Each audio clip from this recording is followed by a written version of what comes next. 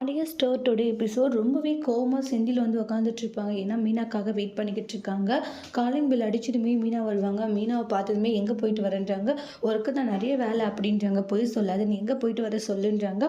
அப்புறமா தங்கமயில் இருக்கிற அந்த இடம் பேரை சொல்கிறாங்க. அந்த இடத்துல நீ என்ன பண்ணிக்கிட்டு இருந்த, அவங்க வீட்டுக்கு நீ எதுக்கு போன அப்படின்னு சொல்லி கத்திக்கிட்டு இருக்காங்க. அது வந்துன்றாங்க. என்ன வந்து போய் கொஞ்சம் கூட உனக்கு மனசாட்சி இல்லையே மீனா, அண்ணனுடைய வாழ்க்கை இந்த மாதிரி கேள்விக்குரிய இருக்கிறதுக்கு காரணமே அவங்க தான். ஆனால் நீ திரும்ப திரும்ப வந்து அவங்க கிட்ட போய் இப்படி பண்ணிட்டு வந்திருக்க, நீ எதுக்கு அங்கெல்லாம் போன அப்படின்ட்டாங்க. இல்லை, எனக்கு ஃபோன் அடிச்சுக்கிட்டே இருந்தாங்க மயிலக்கா, அதனால தான் வந்து நான் என்னவோ ஏதோன்னு போய் பார்க்கறதுக்கு போனேன். ஃபோன் பண்ணா நீ போயிடுவியா? ஓ, நேத்து வந்து கிச்சன்ல நீ வேலை செஞ்சுட்டு இருக்கும்போது ஃபோன் பண்ணது அவங்க தானான்றாங்க. ஆமான்றாங்க. மீனா, அண்ணன் எந்த மாதிரியான நிலைமையில இருக்கணும்னு உனக்கு நல்லாவே தெரியும்னு நினைக்கிறேன்றாங்க. ஆனா தெரிஞ்சுமே வந்து நீ அவங்கள பார்க்க போனது, பேச போனது இது எல்லாமே தப்புன்றாங்க. கொஞ்சம் கூட உனக்கு மனசாட்சின்றதே இல்ல அப்படின்றாங்க. நீ இல்லடா, நான் சொல்றத கேளு, போதும் நிப்பாட்டு அப்படின்னு சொல்லிட்டு அவங்களுக்குள்ள கத்திட்டு இருக்காங்க. இங்க பாரு, உங்களால அண்ணனுக்கு ஏதாச்சும் ஒரு பிரச்சனைன்னு மட்டும் தெரிஞ்சிச்சு அப்படின்னு நான் ஒருத்தரையுமே நான் சும்மா விட மாட்டேன்றாங்க. நான் பார்த்துட்டெல்லாம் இருக்க மாட்டேன், சரியா? ஏன்னா எனக்கு என் அண்ணன் முக்கியம். என் அண்ணனுடைய சந்தோஷத்துக்கு ஏதாச்சும் ஒன்று நடந்துச்சுன்னா கூட ஒருத்தரை விட மாட்டேன்டி. இப்போ எதுக்குடா கத்திக்கிட்டு இருக்க? முதல்ல பொறுமையாக பேசு, அதை விட்டுட்டு சும்மா பாட்டுக்கு நொய் நொயின்னு கத்திட்டு இருந்தா எந்த பக்கம் நியாயம் இருக்கு, எந்த பக்கம் இது இருக்குன்றதை யோசிச்சுன்றாங்க. இங்க பாரு, அப்பா அவங்க பக்கம் நியாயம் இருக்குன்னு சொல்ல வரியா? இல்லை, அவங்க பக்கம் நியாயம் இல்லைதான். ஆனால் இருந்தாலே வந்து அவங்க எதுக்காக கால் பண்ணாங்க அப்படின்றத நான் தெரிஞ்சுக்கலான்னு மட்டும்தான் போனோம். மற்றபடி நீ நினைக்கிற மாதிரியெல்லாம் எதுவும் கிடையாதுன்றாங்க. சும்மா தேவலமா அது இதுன்னு சொல்லிட்டு பேசிட்டு இருக்காதுன்றாங்க. அவங்களுக்குள்ள 2 பேருக்குள்ள பயங்கரமான வாக்குவாதம் போய்கிட்டு இருக்கு. அதுக்கு அடுத்துதான் நம்மளுடைய செந்திலும் நம்மளுடைய சரவணன் இவங்கெல்லாம் குடிக்கிறதுக்காக இருப்பாங்க. அதாவது சரவணனும் நம்மளுடைய கதிர், பழனி 3 பேருமே இருக்காங்க. அப்புறமா வந்து என்ன மாப்பிள்ளை இது அப்படின்ற மாதிரி பழனி கேட்குறாங்க. நான் தான் மாமா வாங்கிட்ட சொன்னேன். டே சொரக்கெல்லாம் எதுக்குடா அப்படின்னு பழனி சொல்லிக்கிட்டு இருக்காங்க. மாமா எனக்கு குடிக்கணும் வந்து குடிக்கலாம் அப்படின்றாங்க. அப்புறம் பழனி குடிக்க சொல்லுவோம். டே இல்லடா வேணாம், ஓ மேரேஜ் ஆயிடுச்சு பொண்டாட்டி பயம் அப்படின்ற மாதிரி கதிர் கலாய்க்கிறாங்க. மாமா, நான் அப்பா கிட்ட கூட சொல்லலை, வீட்டில் யார்கிட்ட சொல்லலாம், உங்ககிட்ட சொல்கிறேன் மாமா, என்ன விஷயம்ன்றாங்க. மயிலுக்கு டிவோர்ஸ் நோட்டீஸ் அனுப்பிட்ட மாமான்றாங்க. இதை கேட்டு ஷாக் ஆகுறாங்க. மாப்பிள்ள என்னையா பண்ணிக்கிட்டு இருக்க, ஏன் இப்படி எடுத்தேன்றாங்க. இப்படி ஒரு முடிவை நான் எடுத்தது சரின்னு தான் நினைக்கிறேன் மாமா. ஏன்னா நான் நல்லா யோசிச்சு தான் இந்த முடிவை எடுத்திருக்கேன். ஏன்னா என்ன முதுகில் குத்திட்டா மாமான்றாங்க. அவன் மேலே நான் எவ்வளோ நம்பிக்கை வச்சானே, இன்னைக்கு என்னை இந்த மாதிரியான நிலைமைக்கு ஆளாக்குனது யாருன்னு நினைச்சிட்டு இருக்க மாமா, அவளே இந்த மாதிரியான நிலைமைக்கு ஆளாக்கிட்டா அப்படின்றாங்க. அதுக்கு பழனி நிறைய விஷயங்கள் பேசுறாங்க. இருந்தாலுமே சரவணனுடைய மனசுல அப்படி ஒரு காயம் ஏற்பட்டிருக்கு. ஏன்னா அதை நினைச்சு ஒவ்வொரு நிமிஷம் கண்ணீரோடு அழுதுகிட்டு இருக்காங்க. என்னுடைய வாழ்க்கை போச்சு, என்னோட லைஃப் இப்படிலாம் ஆகணும்னு நினைக்கலாம் அப்படின்ட்டு ஒவ்வொரு நிமிஷமும் ஏக்கத்தோடு ஃபீல் பண்ணிக்கிட்டு இருக்காங்க. அந்த மாதிரியான நிலைமையில சரவணை பார்க்கும்போது பழனிக்கே கஷ்டமா இருக்கு. ராஜி கதிர் கால் பண்ணவும் வந்து பேசுறாங்க. இந்த மாதிரி தான் வந்து ஒரு பார்ட்டி, என்ன பார்ட்டின்றாங்க. இது மாதிரி சர்க்குன்றாங்க. என்னது சர்க்கா? இல்லை, அண்ணன் ரொம்ப அப்செட்டாக இருக்கு அதனால தான்றாங்க. மாமாக்கு நான் என்ன சொல்லட்டும்? இங்கே பாரு, மாமா ஏதாச்சும் நினைப்பார், இல்லை நீ ஏதாச்சும் சொல்லி சமாளி, இது மாதிரி வந்து டிராவல்ஸில் இருக்காங்க அப்படி இப்படின்னு சொல்லி சமாளிச்சுட்டு நைட்டு யாருக்கும் தெரியாமல் கூட்டிகிட்டு வந்து படுக்க வச்சிரு, சரி ஓகேன்னு சொல்லிட்டு வச்சிருவாங்க. அப்புறமா வந்து அரசி படிச்சுட்டு இருப்பாங்க. உடனே பாண்டியன் வராங்க.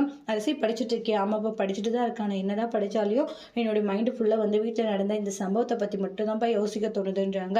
அதுக்கு பாண்டியன் இருந்துட்டீங்க பாருடா அரசி, வீட்டில் 1000 பிரச்சனைகள் நடக்கும், சரியா? அதெல்லாம் நினைச்சு நீ மனசை போட்டு குழப்பிக்காதுன்னு சொல்லி சமாதானப்படுத்துறாங்க. இல்லப்பா, என்னால் ஒரு மாதிரி இருக்க முடியல, அதெல்லாம் ஒன்றும் இல்லைன்றாங்க. கோமதி சமைச்சியான்றாங்க. நான் சமைக்கலைங்க, இந்த மாதிரி அரசியும் ராஜியும் தான் சமைச்சிருக்காங்கன்றாங்க. சரி, எல்லாரும் வந்த பிறகு சாப்பிடலாம். எங்கே காணோம், கதிரையும் காணோம், சரவணனையும் காணோன்றாங்க. டிராவல்ஸு போயிருக்காங்க. டிராவல்ஸ்க்கா? என்னம்மா? இல்லை, வீட்லேயே இருந்தால் மாமா சும்மா தேவையில்லாமல் யோசிப்பாங்க இல்லையா, அதனால தான் டிராவல்ஸ் கூப்பிட்டு போயிருக்காங்க கதிர் அப்படின்றாங்க. அப்படியா, சரி வந்த பிறகு எல்லாருக்கும் சாப்பிடலாம் அப்படின்றாங்க. அதுக்கப்புறமா பார்த்தா கதிரும் நம்மளுடைய சரவணனும் வருவாங்க. அப்படியே பாண்டியனுக்கு பயங்கர ஷாக்கிங். ஏன்னா அவங்க ட்ரிங்க்ஸ் பண்ணியிருக்காங்க தெரியும், அவங்களுக்கு அந்த பேட் ஸ்மெல் வருது. உடனே வந்து டே என்னடா எங்கடா போயிட்டு வந்தீங்க, டிராவல்ஸ் தான் அப்படின்ற மாதிரி சொல்லுவாங்க. அதுக்கப்புறமா ஒரு மாதிரி பார்த்துக்கிட்டே இருப்பாங்க. சரி சாப்பாடு எடுத்துக்கிறேன் வாடான்னு சொல்லிட்டு கோமதி உள்ளே போயிடுவாங்க. இல்லைங்கடா குடிச்சிட்டு வந்தீங்களா அப்படின்ற மாதிரி பாண்டியன் கேட்கவும் அப்படியே ஷாக் ஆகுறாங்க. என்ன சொல்லிட்டு இருக்கீங்கப்பா? டே குடிச்சிட்டு தானே வந்திருக்கீங்க, ஒழுங்கா சொல்லுங்கடான்றாங்க. டே இப்படி நீங்கள் குடிச்சிட்டு வந்த விஷயம் மட்டும் உங்களுடைய அம்மாவுக்கு தெரிஞ்சுனா அவர் ரொம்ப கஷ்டப்படுவா, ஏன்டா அப்படி குடிச்சிட்டு வந்திருக்கீங்கன்றாங்க. இல்லைப்பா, அண்ணன் தான் வந்துன்றாங்க. சரவணா, ஏன்டா? அப்பா மனசில் அவ்வளோ கவலை இருக்குப்பா. ஏன்னா அந்த மயிலை என்னை ஏமாத்திட்டப்பா, நான் எவ்வளோ நம்பிக்கை வச்சேன் பாவ மேலே, நானே என்ன இந்த நிலைமைக்கு ஆளாக்கிட்டாலே பாவ அப்படின்ட்டு ரொம்ப குற்ற உணர்ச்சியாக ஃபீல் பண்ணிட்டு இருக்காங்க. இங்கே பாருடா, சும்மா இதெல்லாம் யோசிச்சுட்டு இருந்தா எதுவும் ஆக போகிறது இல்லை, சரியா? தேவையில்லாமல் எதுவும் யோசிக்காது. என்னால் யோசிக்காமல் இல்லாமல் இருக்க முடியல, எல்லாமே போச்சுப்பா, என்னுடைய சந்தோஷம் நிம்மதிட்டு எல்லாம் போச்சு, எல்லாமே இப்படி ஆகிப்போச்சுன்னுவாங்க. அதுக்கு குடிச்சா எல்லாத்துக்குமே குடிக்கணும்டா, எல்லா கஷ்டத்துக்குமே குடிக்கணும், அதுக்காக இப்படி குடிச்சா மட்டும் எதுவும் சரியாக போகிறதில்ல சரியா, சும்மா தேவையில்லாமல் எந்த ஒரு விஷயத்தையும் நினச்சி நீ கவலைப்பட வேண்டான்றாங்க, கொஞ்சம் நீ தைரியமாக இருன்றாங்க. அது நடந்துருச்சு இது நடந்துருச்சுன்றாலே யோசிச்சு ஃபீல் பண்ணாதன்னு சொல்லிட்டு சமாதானப்படுத்திட்டு இருக்காங்க. முதல்ல போயிட்டு ரூமில் படுக்க விடா, இவன் குடிச்சது தெரிஞ்சா அம்மா வேறு கஷ்டப்படுவா கதிரு, இது மாதிரி அப்பப்போ குடிச்சிட்டு வருது, இதெல்லாம் வேணாண்டா அப்படின்னு பாண்டியன் அட்வைஸ் பண்ணிட்டு இருக்காங்க. சரி ஓகே வாங்க சரவணை படுக்க வச்சுட்டு அதுக்கப்புறமா ரூமுக்கு வராங்க. ராஜி கோவமா இருக்காங்க. ராஜின்றாங்க கோமா இருக்கியா, கோமா இல்லாத வேற என்ன பண்ணுவாங்கன்றாங்க. என்ன பழக்கம் இதெல்லாம் குடிச்சிட்டு வர்றது, இப்படி குடிச்சிட்டு வர்றதெல்லாம் எனக்கு பிடிக்கலன்றாங்க. இல்லை அண்ணன் குடிச்சாரு அதான் கம்பெனிக்கு, என்னது கம்பெனிக்கா, என்ன கம்பெனிக்கு அப்படின்னு சொல்லிட்டு கோவப்பட்டுக்கிட்டு இருக்காங்க. இங்கே பாரு சும்மா இப்படி எல்லாம் குடிச்சிட்டு வரதெல்லாம் வேண்டாம் சரியான்றாங்க. மாமாவே எந்த அளவு கோவப்பட்டாக பார்த்தியான்றாங்க. இன்னொரு டைம் குடிச்சிட்டு வந்து வாய் பேசாது கை தான் பேசுனது, கை பேசுமா அப்படின்றாங்க. ஆமாம் கை தான் பேசும், கை கூட பேசுமா என்ன அப்படின்றாங்க. கையும் பேசும் எல்லாம் பேசும் அப்படின்றாங்க. உண்மையில நான் கோவமா இருக்கேன்னு சொல்லிட்டு படுத்துடுவாங்க. என்ன இவ குடிச்சிட்டு வந்ததுக்கு கை பேசும் வாய் பேசுன்றா, என்ன ஒன்றும் புரியல அப்படின்ற மாதிரி யோசிக்கிறாங்க. அதுக்கு அடுத்து தான் ராஜி தூங்கிட்டியா அப்படின்றாங்க. முடிச்சுட்டே இருப்பாங்க. ராஜி இங்கே பாரு நான் இனிமேல் குடிச்சிட்டு வரமா சரிட்டியா, அது எதுக்காக இப்படி கோவமா கடுக்கடுன்னு பேசிட்டு இருக்கேன்னுவாங்க. பின்ன வேற எப்படி பேசுவாங்க, மாறி மாறி அவங்களுக்குள்ள ஒரு ஆர்குமெண்ட் போய்கிட்டு இருக்கு. அதுக்கு அடுத்ததான் பார்த்தீங்கன்னா நம்மளுடைய கதை இருந்துட்டு இங்கே பாரு அண்ணனுக்காக மட்டும்தான் குடித்தேன், இனி நீ குடிக்கக்கூடாது, குடிச்சிட்டு வந்து அவ்வளோதான்றாங்க. எதுக்கு இந்த பழக்கெல்லாம் வச்சுட்டு இருக்க சொல்லுன்றாங்க. இப்படியெல்லாம் குடிச்சிட்டு உன்னுடைய உடம்பு நீ எதுக்கு கெடுத்துக்கிற சொல்லுன்றாங்க. ஒழுங்காக எப்படி இருக்கணுமோ அப்படி அதை விட்டுட்டு சும்மா குடிச்சிட்டு வர வேலை வச்சுக்காதுன்னு சொல்லிட்டு தூங்கிடுவாங்க. அதுக்கு அடுத்து தான் பார்த்தீங்கன்னா மறுபடியும் அவங்க பாட்டு கதை பேசுவாங்க. என்னாச்சு உனக்கு, என்ன பேசிட்டு இருக்கான்ட்டு எந்திரிக்கிறாங்க. பார்த்தா தூக்கத்தில் பேசிட்டு இருப்பாங்க. தூக்கத்தில் கூட நம்மளை பற்றி தான் பேசிட்டு இருக்கான் இல்லைவா அப்படின்ற மாதிரி தான் ராஜி திங்க் பண்ணுறாங்க. என்ன பேசுவாங்கன்னா ராஜி எனக்கு உன்னை பிடிக்கும், நீ போலீஸ் ஆகிட்டு அந்த காரில் வந்து நீ இறங்கணும், எல்லாரும் பார்த்து உன்னை பெருமைப்படணும், அப்படி ஒரு ராஜியாக நீ வரணும் அப்படின்னு சொல்லிட்டு அவங்க பாடு தூக்கத்தில் பேசிக்கிட்டு இருக்காங்க. இதெல்லாம் பார்த்துட்டு ராஜிக்கு ஒரே சந்தோஷம்னா இவன் வந்து தூக்கத்தில் கூட வந்து நம்மளை பற்றி மட்டும்தான் யோசிக்கிறான்ட்டு செம க்யூட்டாக சிரிச்சுக்கிட்டு இருக்காங்க. அதுக்கடுத்து தான் பாண்டியன் வந்து ரொம்ப எமோஷ்னலாக ஃபீல் பண்ணிக்கிட்டு இருக்காங்க. என்னன்னா சரவணன் குடிச்சிட்டு வந்தாங்க இல்லையா, அந்த விஷயத்தை பற்றி யோசிக்கிறாங்க. சரவணன் வந்து இப்படி குடிச்சிட்டு வந்திருக்கான், அவன் மனசில் எப்படி ஒரு கஷ்டமாக இருந்திருக்கும், நடந்த விஷயத்த அவனால் மறக்கவே முடியல போல, மயில் பண்ண விஷயத்த நினச்சி இப்படி குடிச்சு அவனோட உடம்பு அவனே கெடுத்துக்கிறானிட்டு எல்லாத்தையுமே நினச்சி அவ்வளோ ஃபீல் பண்ணிக்கிட்டு இருக்காங்க. எப்படியாச்சும் இந்த பிரச்சனையை சரி பண்ணணும், எப்படி சரி பண்ணுறதுன்னு தெரியல, இப்படி ஒரு விஷயம் இந்த வீட்டில் நடக்கும்னு நினைக்கல, என்ன அந்த குடும்பமாக ஒத்துமையாக இருந்துச்சு, அப்படியே ஆளுங்களாக இருந்தாங்க. நான் இன்னைக்கு இடிச்சோடி போயிடுச்சு, ஒரு 4 பேர் இருக்கிற மாதிரியான ஒரு வீடாகி போச்சுன்ட்டு பாண்டியன் எல்லாமே நினச்சி ரொம்ப கவலையோடு இருந்துக்கிட்டு இருக்காங்க. அப்போ கோமதி எங்க தூங்கலையா, தூங்குங்கன்றாங்க. தூங்குறேன், என்ன ஆச்சுங்க, இல்லை அதெல்லாம் ஒன்றும் இல்லைங்க, நீ யாரையும் எதையும் யோசிக்காமல் தூங்குங்கன்னு சொல்கிறீங்க, ஆனால் நீங்கள் எல்லா விஷயத்தையும் யோசிச்சுட்டு இருக்கீங்க, என்னங்க ஆச்சுன்றாங்க. இல்லை கோமதி நானே யோசிக்கக்கூடாதுன்னு நினைக்கிறேன், ஆனால் இருந்தாலையும் சரவனுடைய வாழ்க்கை அடுத்து என்ன ஆக போகுதுன்னு நினைக்கும் போதெல்லாம் மனசுக்கு ஒரு மாதிரி எனக்கு கவலையாக தான் இருந்துட்டுருக்கு. ஏங்க அதெல்லாம் ஒன்றும் ஆகாது சரிங்களா, கண்டிப்பாக சரவனுடைய லைஃப் நல்லா தான் இருக்கும், நல்லா தான் இருப்பான் சரிங்களான்றாங்க.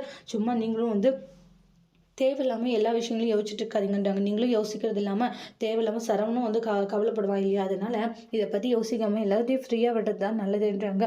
நானே எல்லா விஷயத்தையும் ஃப்ரீயாக விடணும் தான் நினைக்கிறேன்றாங்க. சரி குமரி நீ தூங்கு, எல்லாமே சரியாகிடும் அப்படின்னு சொல்லிட்டு அவங்க பாட்டுக்கு தூங்க ஆரம்பிக்கிறாங்க.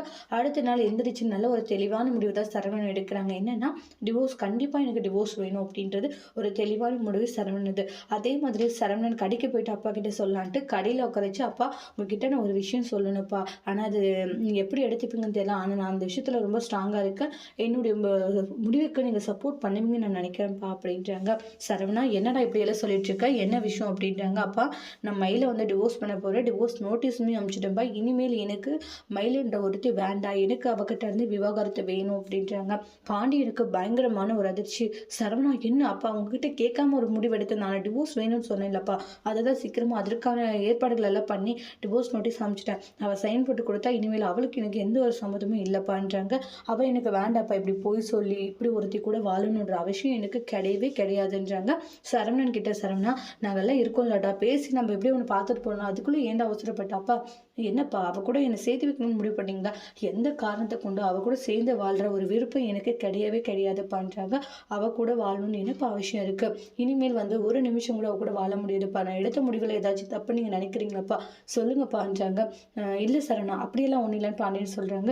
நீ எடுத்தது சரியான முடிவு தான், நீ கவலைப்படாது, நீ என்ன முடிவு எடுத்தாலும் அப்பா உன் கூட நான் ஃபுல் அண்ட் ஃபுல் சப்போர்ட்டாக இருப்பேன்றாங்க. தேங்க்ஸ்ப்பா, என்ன நடந்தாலும் என் கூட இருப்பேன்னு சொன்னீங்களா, அது போதும் எனக்கு அப்படின்ட்டு சரவணன் சந்தோஷப்படுறாங்க.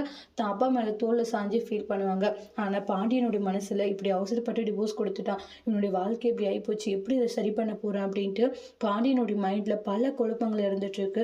சரவணன் இந்த அளவுக்கு ஃபீல் பண்ணுறான், இப்படி ஒரு முடிவுக்கு வந்துட்டான், அடுத்து அவனுடைய எதிர்காலம் என்ன ஆக போகுதுன்ட்டு இதெல்லாம் நினச்சி பாண்டியனுக்கு ரொம்பவே கஷ்டமாக இருக்குது. அடுத்தடுத்து பாண்டியன் என்ன செய்ய போகிறாங்க, சரவணனுடைய வாழ்க்கை எப்படி சரி செய்ய போகிறாங்க, மயிலுக்கும் சரவணனுக்கும் டிவோர்ஸ் கிடைச்சா அடுத்து சரவணன் காதலிச்ச அந்த பொண்ணவே நம்மளுடைய சரவணனுக்கு கல்யாணம் பண்ணி வைக்க போகிறாங்களா பாண்டியன், இல்லை மயிலவே வந்து நம்ம சரவணன் கூட ஒன்று சேர்த்து வைக்க போகிறாங்களா, அடுத்தடுத்து என்னெல்லாம் வந்து விஷயங்கள் அரங்கேற போகுதுன்றதை அடுத்தடுத்து வரக்கூடிய பிரேமில் நம்ம வெயிட் பண்ணி பார்க்கலாம். இந்த வீடியோ உங்களுக்கு பிடிச்சிருந்தா லைக் பண்ணுங்கள், கமெண்ட் பண்ணுங்கள், ஷேர் பண்ணுங்கள், மறக்காம சேனலை சப்ஸ்கிரைபர் பண்ணிக்கோங்க. Thank you friends.